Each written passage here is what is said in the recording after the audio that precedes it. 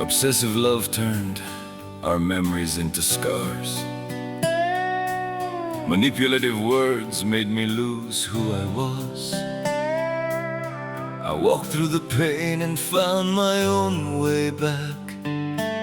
Now I'm stronger than the person I used to be.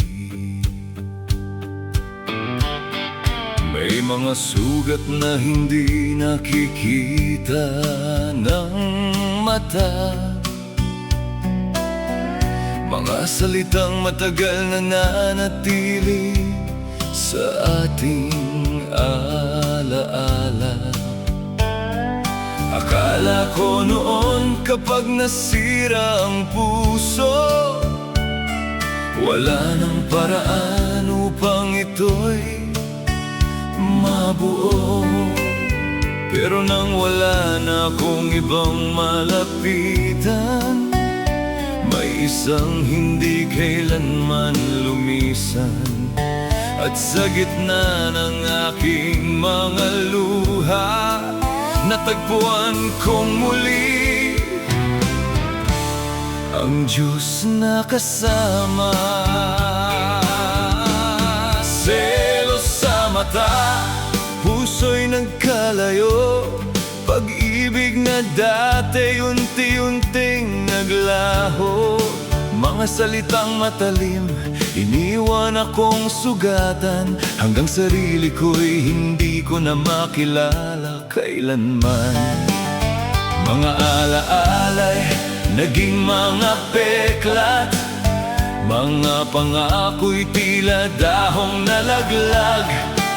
Ngunit sa bawat gabing ako'y umiiyak, may Diyos na tahimik na sa aking umayakap. Nang akala ko'y wala ng daan, narinig ko ang iyong pangalan.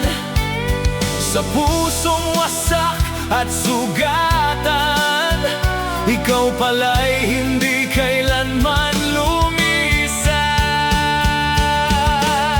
Mula sa mga peklat, ako'y iyong binuo. Mula sa mga luha, muli akong tumayo. Ang kahapon kong sakit, hindi na aking kulungan. Sa iyong biyaya, Panginoon, ako'y pinalaya mo ng lubusan. Mula sa mga peklat, may bagong kwento. Hindi na ang sakit ang nagsasabi kung sino ako. Ang dating wasak, ngayon'y nasa iyong kamay. Dahil kay Jesus, may bagong buhay. Naglakad ako sa lambak ng kalungkutan, bitbit ang sakit at mga katanungan. Ngunit sa bawat hakbang, ikaw ang aking ilaw. Sa pinakamadilim kong gabi, pag-asa mo'y sumilaw. Tinuruan mo akong muling magpatawad, hindi para bumalik sa dating sugat, kundi upang ang puso ko'y makalaya. At ang nakaraan ay hindi na maghari pa. Mula sa mga peklat, ako'y iyong binuo. Mula sa mga luha, muli akong tumayo. Ang kahapon kong sakit, hindi na aking kulungan. Sa iyong biyaya, Panginoon, ako'y pinalaya mo ng lubusan. Mula sa mga peklat, may bagong kwento. Hindi na ang sakit ang nagsasabi kung sino ako. Ang dating wasak, ngayon'y nasa iyong kamay. Dahil kay Jesus, may bagong buhay.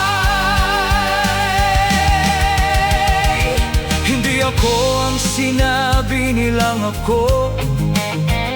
Hindi ako ang sakit ng kahapon ko. Hindi ako ang sugat na iniwan nila. Ako'y anak ng Diyos, tinubos ng Kanyang biyaya.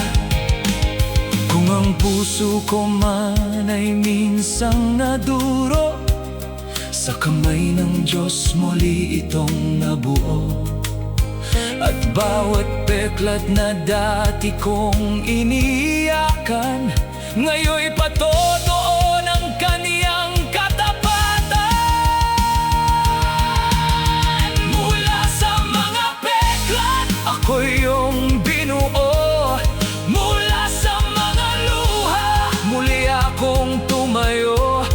Ang kahapon kong sakit, hindi na aking kulungan. Sa krus ni Kristo natagpuan ko ang kalayaan.